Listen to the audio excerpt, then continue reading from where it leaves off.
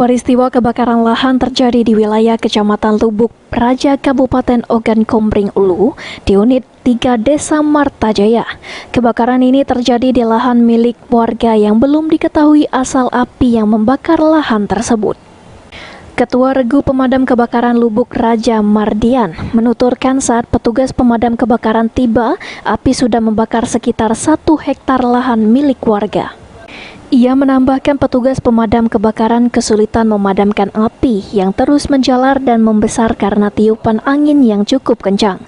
Tidak hanya itu, persediaan air juga menjadi kendala untuk memadamkan api. Karena mengalami kesulitan pemadaman, 3 unit pemadam kebakaran Posko Kota Batu Raja juga dikerahkan untuk memadamkan api. Menurut petugas, api terus membesar dan mengarah ke Desa Banuayu, Kecamatan Lubuk Batang yang berbatasan dengan lokasi kebakaran. Terlihat di lokasi kebakaran, warga sekitar membantu memadamkan api dengan alat seadanya. Warga khawatir jika kebakaran akan merembet ke permukiman warga.